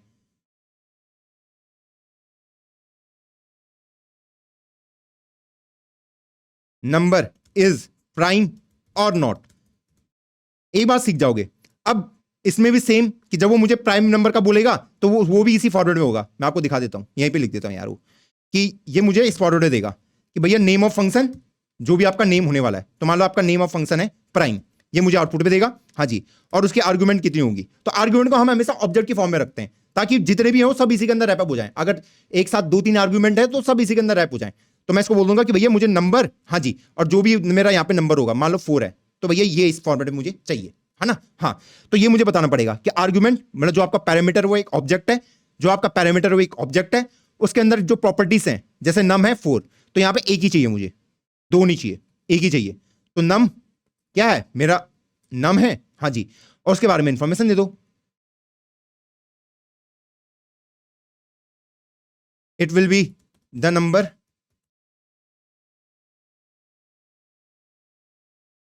प्राइम और नॉट, एग्जाम्पल 13, बस। हाँ जी, और यहां पे रिक्वायर्ड में क्या आएगा, आपको एक ही चाहिए, आपको आर्ग्यूमेंट में एक ही वैल्यू चाहिए, सिर्फ नंबर। सिर्फ नंबर को यहां पे मेंशन कर दो। कितना आसान है, एक बार सीख लिया, बाकी सबके लिए सेम। अब सेम कहानी मेरी किसके लिए होगी, सेम कहानी मेरी किसके लिए होगी, ये गेट क्रिप्टो करेंसी के लिए भी होगी। ओके, तो इसी फंक्शन को कॉपी कर लेते हैं और इसका नाम मैं दे देता हूं कि भैया ये जो है क्रिप्टो डिक्लेरेशन है।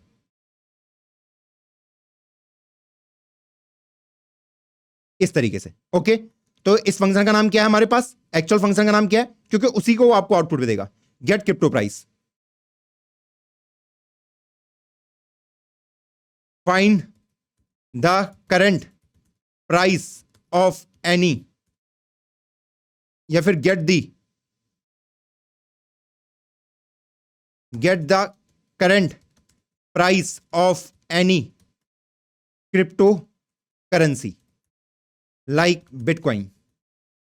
ये लीजिए, तो इसमें भी सेम टाइप ऑब्जेक्ट होगा। हाँ जी, जैसे हमने देखा था कि भैया ये भी हमें ऐसे करके आउटपुट में देगा कि मेरे फंक्शन का नेम क्या है, तो वो मुझे बता देगा कि भैया आपके जो फंक्शन का नेम होगा वो होगा गेट क्रिप्टो प्राइस। और दूसरा आर्ग्यूमेंट के अंदर ही रैप अप कर देगा सब कुछ कि भैया कॉइन है, मान लो वो मुझे बोल रहा है कि बिटकॉइन का प्राइस पता करना है, ये इस तरीके से। तो ये अब मैं इसको बोलूंगा कि भैया जो मेरा आर्ग्यूमेंट है, जो मेरा ये पैरामीटर होने वाला है, वो एक ऑब्जेक्ट फॉर्मेट का होगा। हाँ जी, क्योंकि ऑब्जेक्ट है पूरा। अब उसके अंदर की प्रॉपर्टीज क्या है, तो प्रॉपर्टीज को मैं मेंशन कर दूंगा। प्रॉपर्टीज का नाम क्या है, कॉइन है, क्योंकि मुझे कॉइन में एक्सपेक्ट चाहिए। ये क्या होगा, ये बिटकॉइन है, ये तो स्ट्रिंग फॉर्मेट में होगा, मैं स्ट्रिंग लिख दूंगा। हाँ जी, और इसको लिख दूंगा it will be the crypto currency name like bitcoin. Okay, और यहां पे रिक्वायर्ड में क्या आ जाएगा, आपको क्या क्या उससे रिक्वायर्ड है आपने मेंशन कर दिया। तो अगर आप प्रॉपर फॉर्मेट फॉलो करोगे ना दोस्त, आपको हमेशा एडवांटेज मिलेगी। तो ये लीजिए, ये मेरा क्रिप्टो करेंसी का डिक्लेरेशन हो गया। अब ये हो गए, अब मुझे अपने मॉडल को बताना पड़ेगा इनके बारे में। तो ये अभी जो मैंने करा है, ये तो मैंने अभी अपने फंक्शन बनाए, ये फंक्शन के बारे में इंफॉर्मेशन है, ये फंक्शन के बारे में क्या है, इंफॉर्मेशन है। ये इंफॉर्मेशन मैं यहां पे इसको पास ऑन करूंगा। ओके, कैसे करना है, आ जाते हैं कि भैया इसको हम कैसे पास करते हैं। जैसे हम यहीं पे देख लें, जैसे हम यहां पे कॉन्फ़िग करके लिख सकते हैं, जैसे ये कॉन्फ़िग वाला कोड है। हम इसको बता देंगे कि भैया आपके पास किस किस टूल का एक्सेस है, कि कॉन्फ़िग, हाँ जी, आपके पास किस किस टूल का एक्सेस है। ओके, तो फंक्शन डिक्लेरेशन लिखा मैंने, और यहां पे मैं बता दूंगा आपके पास कौन कौन से टूल्स का एक्सेस है।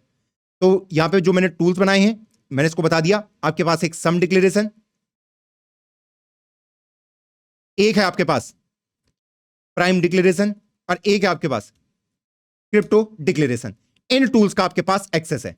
अब इन टूल की जितनी भी इंफॉर्मेशन है, ये इसके पास चली जाएगी, सम डिक्लेरेशन की भी, प्राइम डिक्लेरेशन की भी और क्रिप्टो डिक्लेरेशन की भी। ये दीजिए, इस तरीके से मैंने पास ऑन किए हैं। इस तरीके से मैंने इसे बताया है कि आपके पास ये टूल्स हैं। अब ये मुझे प्रॉपर स्ट्रक्चर फॉरवर्ड पे आंसर लाके देगा। अब मान लो एक बार इसने मुझे आंसर लाके दे दिया, ठीक, हाँ जी। अब उसके बाद क्या करूंगा, यहीं देख लो ना कोड पे, यहां पे ये क्या कर रहा है। हम नीचे आते हैं, ये कंपोजिट फंक्शन कॉल पे आते हैं। अब एक बार इसने मुझे बता दिया, अब हम यहां से चेक कर सकते हैं। मैं यहां से देख सकता हूं कि अगर जो भी इसने मुझे रिस्पॉन्स दिया है, अगर उसमें फंक्शन कॉल्स प्रेजेंट है, मैंने देखा था ना कि अगर फंक्शन कॉल्स अगर उसके अंदर प्रेजेंट हुई तो मतलब मुझे किसी फंक्शन को कॉल करना है, ठीक है।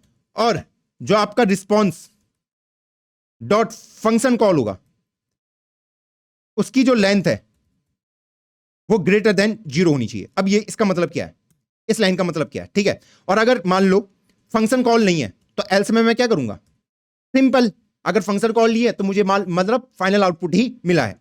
ओके, हाँ जी, तो मैं उसको प्रिंट करा दूंगा console dot log response dot text. अगर फंक्शन कॉल के लिए मुझे नहीं बोल रहा है तो सिंपल मैंने उसको प्रिंट ही करा दिया, जैसे हम कराते हैं नॉर्मली, हाँ जी। और प्रिंट कराने से पहले मैं उसको हिस्ट्री के अंदर भी पुश कर दूंगा कि हिस्ट्री डॉट पुश, हाँ जी। तो रोल, क्योंकि ये आंसर किसने दिया था मुझे, मॉडल ने, हाँ जी। और उसके अंदर पार्ट्स में क्या जाएगा भैया, जो भी आपके पार्ट्स होने वाले हैं, टेक्स्ट,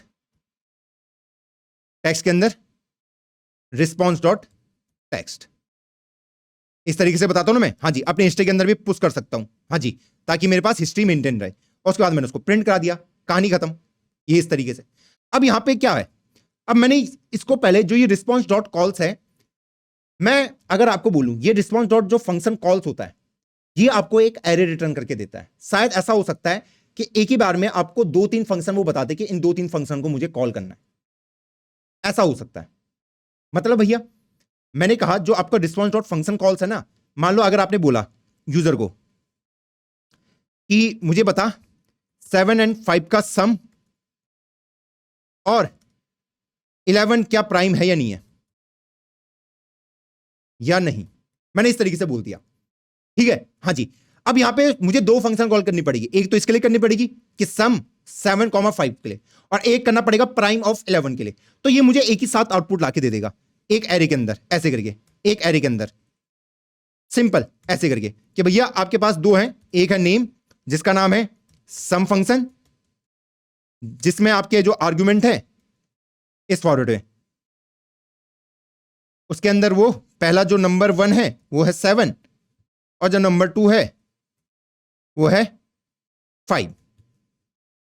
ये लीजिए कि पहला फंक्शन कॉल तुम्हारा ये रहा और दूसरा अगला नंबर, ये इस तरीके से नेम। तो यहां पे जो नेम होगा मेरा फंक्शन का, जो भी मैं इसका यहां पे नेम देना चाहता हूं, मान लो प्राइम। तो फंक्शन कॉल में जो आपको मिलता है, अगर कोई फंक्शन कॉल नहीं है तो वो अनडिफाइंड होगा, नल होगा। अगर फंक्शन कॉल है तो मुझे वो आपको एक एरे के फॉर्म में रिटर्न करके देगा कि इतने फंक्शन को आपको रन करना है। तो आर्गुमेंट्स इस तरीके से कि नंबर 11 इसके लिए आपको पता करना है। तो अब ये मेरी जिम्मेदारी है, ये इसने मुझे एरे रिटर्न करके दे दिया, तो मुझे अब 2 फंक्शन को कॉल करना है, एक ये वाला और एक ये वाला। तो इनको मुझे हैंडल करना है, ठीक, हाँ जी। इसलिए मैंने यहाँ पे ये स्टेटमेंट लिखी। बहुत लोगों को समझ नहीं आता है ये किस लिए लिखा है। ओके, तो फिलहाल के लिए हम ये अज्यूम करते हैं कि सिर्फ उसने एक ही दिया होगा। फिलहाल के लिए हम यही अज्यूम कर रहे हैं कि उसने मुझे एरे के अंदर सिर्फ एक ही दिया होगा। ओके, हाँ, तो कॉन्स्ट, ओके, तो वहां से मैं नेम और अपने आर्ग्यूमेंट को निकाल दूंगा। किससे निकालूंगा, रिस्पॉन्स डॉट फंक्शन कॉल्स 0, क्योंकि 0 इंडेक्स में वो प्रेजेंट होगा, है ना। मैं अभी अज्यूम कर रहा हूं उसने मुझे 2 नहीं दिया, सिर्फ एक ही दिया है, एक ही दिया है। तो आया तो मेरे पास एरे ही है, तो इस वाले को मैं कैसे एक्सेस करूंगा, ये 0 इंडेक्स पे होगा, ये फर्स्ट इंडेक्स पे होगा, ये सेकंड वाला ऑब्जेक्ट। जो हमारे ऑब्जेक्ट होते हैं, ये अगर एरे ऐसे है, ये पहला ऑब्जेक्ट हो गया, ये दूसरा हो गया, ये तीसरा हो गया।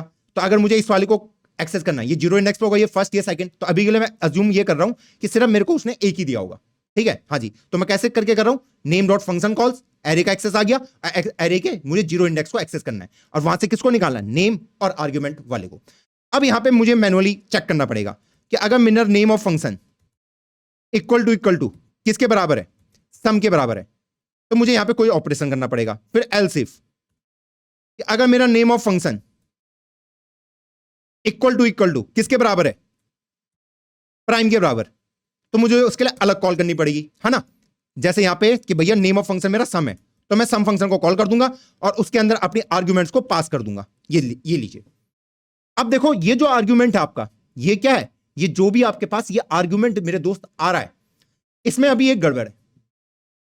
ये आर्ग्यूमेंट ऑब्जेक्ट की फॉर्म में, जो अभी हमने देखा, ये पूरा ऑब्जेक्ट की फॉर्म में आ रहा है। ये देख लो कि मान लो अगर वो मुझे सम के लिए भी कह रहा है कि सम ऑफ 2 नंबर निकालो, तो वो ऐसा करके दे रहा है कि num1 इक्वल टू 7, num2 5, ऐसे करके ये ऑब्जेक्ट के फॉर्म में आ रहा है। हाँ जी, जबकि जो मैंने फंक्शन है यहां पे, ये नंबर एक्सपेक्ट कर रहे हैं कि पहला नंबर दूसरा नंबर, तो इसमें कुछ नहीं करना, इसको मैं ऑब्जेक्ट के फॉर्म में ऐसे कंसीडर कर सकता हूं कि भैया उससे नंबर 1 और नंबर 2 निकाल देना। सेम प्राइम के लिए भी, कि वहां से मैंने उन वैल्यू को निकाल दिया, तो ये ऑब्जेक्ट की तरह आप ट्रीट होंगे। सेम इसके लिए भी, क्योंकि मुझे ऑब्जेक्ट के फॉर्म में दे रहा है। और ये क्या है? यहां पे सिंपल नंबर 1 नंबर 2 था, वो दोनों अलग अलग थे, ठीक है। तो यहां से जो भी आपने ऑब्जेक्ट पास किया है, यहां से जो भी आपने ऑब्जेक्ट पास किया आर्गुमेंट वाला, तो वो ऑब्जेक्ट ये रहा आपका, नंबर 1 7, नंबर 2 5। तो उससे क्या होगा कि नंबर 1 के अंदर वैल्यू चली जाएगी 7 की, नंबर 2 के अंदर वैल्यू चली जाएगी 5 की, क्योंकि ऑब्जेक्ट के फॉर्म में था। तो मैंने इसको ऑब्जेक्ट के फॉर्म में ही बनाया। अब आपको कुछ चेंज करने की जरूरत नहीं है, बिल्कुल आसानी से। तो ये जो भी आप इनपुट लोगे, इनको आप ऑब्जेक्ट की फॉर्म में लेना, आपके लिए सही होगा। ओके, अब देखो हम यहां पे ना कितने एल्सिफ करके लिखेंगे। मान लो अगर मेरे पास 20 फंक्शन है, तो मैं इफ एल्स ऐसे करके लिखता रहूं। आप खुद सोचो, अभी नेम सम है, क्या नेम प्राइम है, तो मैं इस वाले फंक्शन को कॉल करूंगा। अगर नेम ये है तो मैं उस वाले फंक्शन को कॉल करूंगा। अरे कितने कब तक करूंगा भाई, मैं तो पागल हो जाऊंगा। अगर 20 टूल्स होंगे तो 20 बार मैं इफ एल्स थोड़ी लिखता रहूंगा। हाँ जी, तो इसको हम थोड़ा शॉर्टकट करने के लिए ऐसा कर सकते हैं कि const available tools, available tools के बारे में मैं यहां पे लिख दूंगा कि मेरे पास कौन कौन से हैं। मेरे पास सम है, मेरे पास प्राइम है, और मेरे पास क्या है? मेरे पास गेट क्रिप्टो करेंसी है। ये रहा। और इसको आप ऑब्जेक्ट, ये ऑब्जेक्ट है ना, तो इसको आप ऐसा करके लिख सकते हैं कि सम का मतलब सम है, हाँ जी, की वैल्यू पेयर में। प्राइम का मतलब प्राइम है, और क्रिप्टो करेंसी का मतलब यही है, गेट क्रिप्टो प्राइस। इस तरीके से तो ये की हो गई, ये स्ट्रिंग फॉर्मेट हो गया, और ये वाला सम इसको इंडिकेट कर रहा है। ये वाला सम सिर्फ आपका की है, ठीक है, ये सिर्फ की है, ये किसी को इंडिकेट नहीं कर रहा। ये इस तरीके से मैं इसको मेंशन कर सकता हूं। तो यहां पे अब मुझे कुछ नहीं करना पड़ेगा, मेरे लिए अब चीजें आसान हो गई, क्योंकि अवेलेबल टूल में मैंने ऑलरेडी सब कुछ मेंशन कर रखा है। तो मैं यहां पे सीधा क्या करूंगा, अवेलेबल टूल्स, हाँ जी, उसके अंदर मैं नेम फंक्शन को पास कर दूंगा। हाँ जी, तो ये जब मैंने नेम फंक्शन पास किया, मान लो यहां से आया है नेम की जगह में सम, तो ये सम वाले पे जाएगा, अवेलेबल टू सम, हाँ जी, और वो इस सम वाले को मुझे रिटर्न करके दे देगा। ठीक, हाँ जी। तो कॉन्स्ट फंक्शन फंक कॉल, कि भैया इस फंक्शन को आपको कॉल करना है। तो अब मेरे आसान होगा कि किस फंक्शन को कॉल करना है, और उसमें मैं इजीली अपने आर्गुमेंट को पास कर दूंगा इस तरीके से। और जो भी उसका आंसर आएगा, कॉन्स्ट रिजल्ट, वो मैं इसके अंदर डाल दूंगा। हाँ जी, और इसमें अवेट भी लगा देते हैं, क्योंकि कुछ फंक्शन ऐसे होंगे जहां पे हमने असिंक बना रखा है। जैसे ये असिंक फंक्शन है, कौन सा वाला? क्रिप्टो वाला हमारा असिंक है, ठीक है। तो यहां पे हमने अवेट भी लिख दिया, ताकि भैया इसका पहले आप वेट करना। ओके, और यहां पे हमने आर्गुमेंट पास कर दिया। जैसे मान लो नेम के, जैसे नेम की मैं पास हुआ है हमारा क्या, सम। हाँ जी, तो ये क्या करेगा, अवेलेबल टूल सम वाले को कॉल करेगा, और सम वाला देखेगा कि वो मुझे इस सम को रिटर्न करके देगा। तो यहां से मैं उस सम फंक्शन को कॉल कर सकता हूं ऐसे कि फंक कॉल के अंदर सम है, जिसपे मैंने आर्गुमेंट पास कर रखी है। इस तरीके से आप ऐसा नहीं कर सकते, ये मत कर देना। बहुत बच्चे पता क्या गलती करते हैं, वो ऐसा कर देते हैं कि नेम और आर्गुमेंट, यहां पे जो ये नेम है ये स्ट्रिंग है, ये स्ट्रिंग है, वो ऐसे करके होगा सम। मुझे ये वाला सम नहीं चाहिए, क्योंकि जो नेम है वो आपकी स्ट्रिंग के फॉरवर्ड में, मुझे ये चाहिए, ये ठीक। हाँ जी, इसलिए मैंने उसका प्रयोग कर रहा है। कई लोग क्या करते हैं, भैया नाम तो आईडे का फंक्शन का, वो स्ट्रिंग के फॉरवर्ड में आ रखा है, मुझे इस फॉरवर्ड में चाहिए, लेकिन वो इस फॉरवर्ड में आ रहा है आपके पास। आप ऐसे करके कॉल थोड़ी कर दोगे किसी फंक्शन को, ऐसे करके। हाँ, तो यहां पे मुझे उसका प्रॉपर नेम चाहिए, इसलिए मैंने ये स्टेटमेंट लिखी है यहां पे कि अवेलेबल टूल्स, यहां पे फंक्शन पास किया, हाँ जी, जो भी उसका नाम था, और उसने मुझे एक्चुअल वाला जो नाम है फंक्शन का, वो मुझे उसने उसकी एक्सेस दे दी, जैसे ये सम। हाँ जी, तो एक बार मेरे पास रिजल्ट आ गया, उसके बाद मुझे क्या करना है, एक बार जब रिजल्ट आ गया, अब मुझे यहां पे हिस्ट्री के अंदर चीजों को पुश करना पड़ेगा, हिस्ट्री डॉट पुश। अब हिस्ट्री के अंदर क्या पुश करूंगा, पहले जो मुझे मॉडल ने दिया था, एक तो मॉडल का देना पड़ेगा, मॉडल ने कुछ दिया था ना मुझे, हाँ जी, कि मॉडल ने मुझे रिटर्न करके दिया था फंक्शन कॉल, उसको मुझे हिस्ट्री में डालना पड़ेगा, और जो रिजल्ट मैं लेके आया हूं उसको भी मुझे हिस्ट्री में डालना पड़ेगा, ताकि हिस्ट्री मेंटेन रहे, ताकि उसके बाद कॉन्टेक्स्ट बना रहे। तो उसको हम कैसे करेंगे, यहां पे आ जाते हैं, इसने कैसे करके करा है, तो भैया इसने सिंपल ऐसा लिखा है कि भैया कंटेंट के अंदर पुश कर दो ये, इसको हम ऐसे ही कॉपी पेस्ट कर देते हैं। यहां पे हमारा कंटेंट तो है नहीं, यहां पे हमने हिस्ट्री ले रखा है, हिस्ट्री डॉट पुश, हाँ हिस्ट्री डॉट पुश, जो भी फंक्शन का नाम, जो रोल मॉडल है, और इसमें उसने मुझे फंक्शन कॉल करने के लिए कहा था, और फंक्शन कॉल मैंने यहां पे डाल दिया। तो कौन से फंक्शन को कॉल करने के लिए कहा था उसने मुझे, ये वाला फंक्शन।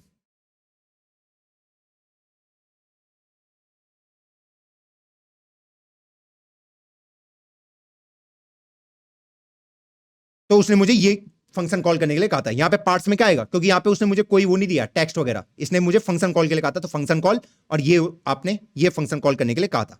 सेम रिजल्ट में, रिजल्ट के अंदर क्या दिखाना है मुझे, जैसे इसने यहां पे डाल रखा है कि भैया रिजल्ट के अंदर हमारा कुछ ऐसा होगा। पहले रिजल्ट को हम जनरेट कैसे करेंगे, इस तरीके से कि कॉन्स्ट जो भी हमारे पास रिस्पॉन्स का आंसर आया, तो यहां पे हम उसको भी मेंशन करेंगे कि भैया जो फंक्शन का रिस्पॉन्स का जो पार्ट है, तो फंक्शन कॉल डॉट नेम, तो यहां पे तो हम नेम को डायरेक्ट नेम, ये हमारा फंक्शन का नेम था, और जो उसका आंसर आया है वो ये रहा। तो मैंने उसको बता दिया कि जो फंक्शन का रिस्पॉन्स आया है उसका नाम ये था, और उसका रिजल्ट ये रहा। अब उसको रिजल्ट के अंदर, हिस्ट्री के अंदर पुश करना है। हिस्ट्री के अंदर कैसे पुश करेंगे, यहां पे उसने पूरा आपको मेंशन करके दे रखा है, देख लो कि कंटेंट के अंदर पुश कर दो। हमारे पास कंटेंट की जगह में क्या है, हिस्ट्री है, history dot push role user, जो फंक्शन का रिस्पॉन्स है वो फंक्शन रिस्पॉन्स पार्ट में, ये देखो मैंने इसके अंदर डाल दिया था, कि आपको वो भी देना पड़ता है ना कि भैया ये देखो यहां पे क्या हुआ उसको समझते हैं। हमारे पास आया, हमने एलएलएम को कॉल किया, एलएलएम ने कॉल करके मुझे बोला कि भैया तुम्हें फंक्शन को कॉल करना है, ओके फंक्शन को कॉल किया। अब मुझे उसको हिस्ट्री के अंदर में मेंटेन करने के लिए डालना पड़ेगा कि भैया मुझे एलएलएम ने कहा था फंक्शन को कॉल करने के लिए, तो मैंने यहां पे डाल दिया रोल मॉडल, हाँ जी, उसने मुझे फंक्शन कॉल के लिए कहा था, और उस फंक्शन का मैंने बता दिया कि ये वो फंक्शन कॉल रहा जिसके बारे में उसने मुझसे कहा था। अब फंक्शन का जो रिस्पांस मुझे आया उसको भी मुझे एलएलएम के अंदर इंसर्ट कराना पड़ेगा, ताकि वो मेरे रिजल्ट अच्छे तरीके से ऑब्टेन करें, जो भी यहां से रिजल्ट आया, जो भी यहां से रिजल्ट आया, हाँ जी। तो मैंने उसके लिए पहले अपना फंक्शन रिस्पॉन्स पार्ट तैयार किया कि भैया नेम क्या था फंक्शन का, ये रहा, हाँ जी, और उसका रिस्पॉन्स क्या रहा, ये रहा, रिजल्ट के अंदर रिजल्ट, ये जो आपका रिजल्ट आया है। और यहां पे मैंने उसको हिस्ट्री के अंदर पुश कर दिया कि रोल यूजर, कि यूजर का रोल था, और फंक्शन का जो आपका रिस्पॉन्स था उसका रिपोर्ट कार्ड आपके पास ये रहा, और इस तरीके से हमने ये काम किया है। क्लियर, हाँ जी। अब देखो यहां पे ये हो सकता है कि यहां पे हमारे पास फर्दर और फंक्शन कॉल करने के लिए वो कहे एलएलएम, ऐसा भी हो सकता है। मैंने क्या कहा, ऐसा भी हो सकता है कि पहले उसने मुझे कहा कि एक ही फंक्शन कॉल करो, फिर उसने आपके इनपुट को रीड करा कि उसको लगा कि यार आपको ना अभी और टूल को भी उसको रिक्वायरमेंट है, तो वो आपको दोबारा भी फंक्शन कॉल करने के लिए कह सकता है, तीसरी बार भी कह सकता है, चौथी बार भी कह सकता है ना। मान लो आपने बोला कि 7 और 5 का सम कितना होता है, और मुझे बता दो कि बिटकॉइन का प्राइस क्या चल रहा है। ऐसा हो सकता है कि एलएलएम मॉडल ने आपको पहले एक करके रिप्लाई दिया कि भैया मुझे बताओ 7 और 5 का सम वाला फंक्शन कॉल करो। जब आपने उसका रिजल्ट रिटर्न किया तब उसने बोला कि भैया अब बिटकॉइन वाले को कॉल करो। ये उसके ऊपर है, ये एक साथ भी आपको दे सकता है, और शायद एक एक करके भी दे सकता है, ये इसके ऊपर है, तो फॉलोअप में बोल सकता है। तो इसलिए मुझे यहां पे इसको व्हाइल ट्रू करना पड़ेगा, इसको मुझे बार बार कॉल करना पड़ सकता है इस फंक्शन को, ये पूरा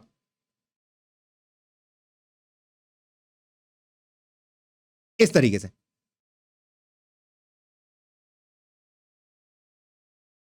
इस वाले को मुझे दोबारा कॉल करना पड़ सकता है, क्योंकि क्या बताऊं मुझे फर्दर और फंक्शन कॉल करने के लिए कहें, जैसे अभी यहां पे देखा हमने कि एक कॉल हो गई कंप्लीट, हाँ जी, क्या पता उसे और कॉल की रिक्वायरमेंट हो, और टूल्स की रिक्वायरमेंट हो, तो हमने यहां तक तो कर लिया, ये हमने हिस्ट्री के अंदर पुश कर दिया। इफ एल्स, एल्स वाला पार्ट तो चलेगा नहीं, फिर से हमारा ट्रू होके फिर से ये वाला पार्ट चलेगा, वाइल ट्रू, फिर से हमारा फंक्शन कॉल जाएगा कि भैया हमने पूरी हिस्ट्री उसको मेंटेन करके दे रखी है, फिर से वो मुझे कुछ रिस्पॉन्स देगा, फिर से हमारे पास आउटपुट आया, और अगर फर्दर रिस्पॉन्स, फर्दर कॉल की रिक्वायरमेंट पड़ेगी तो फर्दर हम इसको फिर से कॉल करेंगे। तो मान लो इस बार वो फाइनल आंसर आपको लाके दे रहा है, तो उस केस में क्या होगा कि ये इफ वाला नहीं चलेगा, कि if response dot function call वाला नहीं चलेगा, कि अब उसको फर्दर और कोई फंक्शन कॉल की रिक्वायरमेंट नहीं है, तो हमारा ये वाला चल जाएगा। तो हिस्ट्री के अंदर हमने ये पुश कर दिया, कंसोल लॉग हमने करा दिया, और अब हमें इसको ब्रेक भी करना पड़ेगा क्योंकि अब हमें रिक्वायरमेंट नहीं है और इस लूप को चलाने की। अब लूप को चलाने की जरूरत नहीं है ना। लूप को कब तक चलाना है? जब तक हमें फाइनल आउटपुट नहीं मिल जाता। एक बार फाइनल आउटपुट मिल गया तो हम लूप को ब्रेक कर देंगे ना। जैसे हमें फाइनल आउटपुट मिल गया ये वाला, तो हमने लूप को ब्रेक कर दिया। तो अब क्या करते हैं, एक बार इस कोड को अब चला के भी देख लेते हैं कि क्या कोड चल भी रहा है या नहीं चल रहा है। तो node index.js, ask me anything. Sum of 7 and 5 कितना होता है? AI is not defined. Oh हो।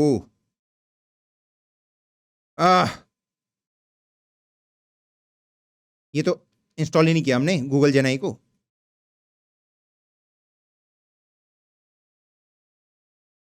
क्या कर रहा है दोस्त? npm इंस्टॉल गूगल जेनाई को हमने इंस्टॉल कर लिया। अब रन करते हैं। Sum of 7 and 5 EI is not defined. कौन सा EI नहीं है डिफाइंड हमारे फंक्शन में? ओह, ये तो हमने लिखा ही नहीं ना। इसी की को इस्तेमाल करना है। ये लीजिए, आपको एपीआई की दिखा रहा हूं, अपनी एपीआई की निकाल लेना। सम ऑफ 7 and 5। ओके, कुछ तो फटा है, एरर आया है। हाँ, एपीआई की ये एक्सपायर हो चुकी है। शायद आप लोगों ने मेरी एपीआई की इस्तेमाल करी है, तो मैंने नई एपीआई की जनरेट करता हूं। तो मैंने अपनी एपीआई की को अपडेट कर दिया है। ओके, और अपने कोड में मैंने एक छोटा सा चेंज किया है क्योंकि इसमें एरर आ रहा था। आपको बताना भी जरूरी है। यहां पे जो हम हमने पैरामीटर की स्पेलिंग ली थी, मैं एस लिखना भूल गया था, लेकिन उसमें एस भी आएगा, वरना आपका आंसर रॉन्ग आएगा। पैरामीटर्स, ठीक है। इन स्पेलिंग में बिल्कुल ध्यान देना भाई, वरना एरर आएगा आपके। ओके, प्राइम वाले में भी पैरामीटर्स है। एक बार इस फॉर्मेट को सीख लो, सब प्रॉब्लम दूर हो जाएगी। और मॉडल हमने जेमिनी 2.5 फ्लैश ले लिया। ओके, तो चलो इस कोड को रन करते हैं। तो नोड index.js। ओके, अब देखते हैं ये क्या करता है। मैं इसको बोलता हूं कि बताओ बिटकॉइन का प्राइस क्या चल रहा है।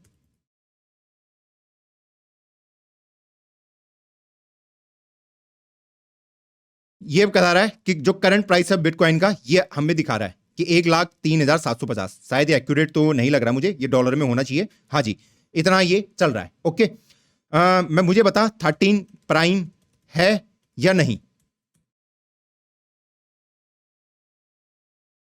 13 प्राइम नंबर है। पर आप मुझसे सवाल पूछेंगे, भैया मैं कैसे कंफर्म करूं कि ये मेरे फंक्शन को कॉल कर भी रहा है नहीं कर रहा है, ये खुद ही मुझे प्राइस बता दे रहा है। तो हम क्या करेंगे, यहां पे हम प्रिंट करा सकते हैं ना अपने फंक्शन कॉल्स को। मैं यहां पे फंक्शन कॉल को प्रिंट करा देता हूं ताकि मुझे पता चलते रहे कि भैया ये कर भी रहा है नहीं कर रहा है। रिस्पॉन्स डॉट फंक्शन कॉल्स 0, इसको देख लेते हैं क्या ये कर भी रहा है नहीं कर रहा है हमारे जो फंक्शंस हैं इनको कॉल। तो क्लियर। ओके, अब मैं इसको बोलता हूं मुझे बताओ बिटकॉइन का करंट प्राइस,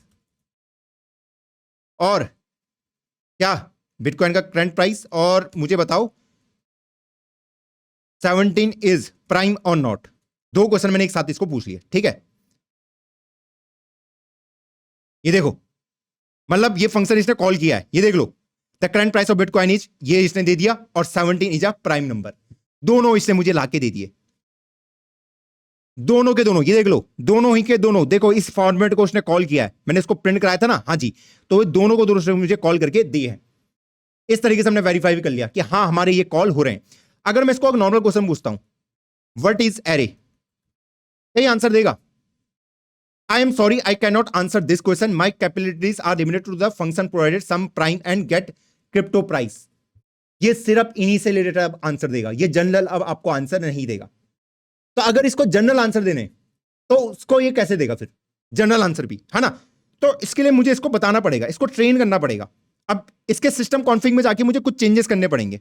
ओके, हमें पता है ना हम सिस्टम कॉन्फ़िगरेशन वगैरह भी डाल सकते हैं, हमने प्रीवियस के कुछ लेक्चर में देखा था। हाँ जी, तो यहां पे हम चलते हैं, टेक्स्ट जनरेशन पे हमने क्लिक किया। यहां पे अगर हम स्क्रॉल करें, ये रहा हमारे पास सिस्टम इंस्ट्रक्शन करके, जहां मैं सिस्टम को इंस्ट्रक्ट कर सकता हूं। तो मैंने बोल दिया you are an AI agent,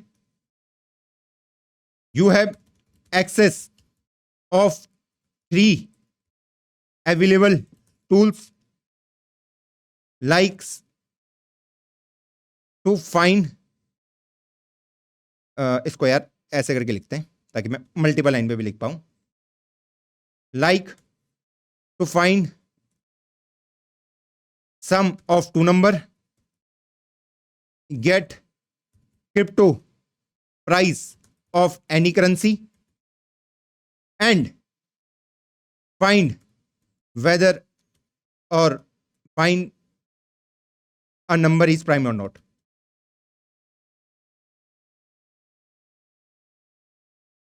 Use these tools whenever required to confirm user query. If user asks general questions, you can answer it directly. If you don't need help of these 3 tools. मैंने इसको अब system instruction भी दे दिया कि भैया सिर्फ तुझे AI agent की तरह बिहेव नहीं करना कि सिर्फ तू इन्हीं टूल्स का आंसर दे रहा है, तो ये जनरल आंसर भी देने पड़ेंगे. If user ask general question you can answer it directly if you don't need help of these 3 tools. Okay, हाँ जी, देखते हैं अभी चलता नहीं चलता जनरल क्वेश्चन के लिए. Clear? What is array? In computer science, an array is a data structure which can store fixed sequential number 7 और 11 का सम. ये देखो, इसने मेरे फंक्शन को कॉल भी किया है और उसके बाद हमने इसने हमारा आंसर भी दिया है. तो मतलब अब हमने इसके अंदर कैपेबिलिटीज डाल दी है. अब ये पूरे टूल के एक्सेस भी इसके पास है और नॉर्मल अगर इसको यूजर कोई क्वेश्चन पूछता है उसका एक्सेस भी इसके पास है. मैंने इसको बस बता दिया कि भैया तू एक एआई एजेंट है, तेरे पास इन 3 अवेलेबल टूल का एक्सेस है और उसके साथ ही अगर तेरे पास नॉर्मल कोई क्वेश्चन आता है, अगर तू उसका आंसर दे सकता है, उसका डायरेक्टली तो आंसर दे देना. तो ये रहा आपका एआई एजेंट जिसको हम बिल्कुल स्क्रैच से बिल्ड कर सकते हैं. अब आपका यहां पे होमवर्क ये है कि आप एक तो क्या मैं बार बार इसको कॉल ना करूं. जैसे अगर उसने मुझे 3 फंक्शन कॉल के लिए कहा है तो तीनों फंक्शन कॉल को मैं एक साथ एग्जीक्यूट कर दूं. क्या आप वो काम कर सकते हैं इस कोड के साथ? कर सकते हैं, उसको इंप्लीमेंट करें. वेदर वाला, वेदर एपीआई का यूज करो, हाँ जी, और एक और टूल इसके साथ अटैच करो.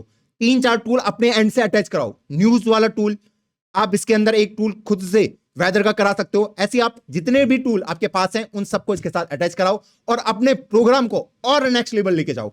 और इसी तरीके से आज हमने बहुत मस्त तरीके से अपना एआई एजेंट हमने बिल्ड करना सीख लिया.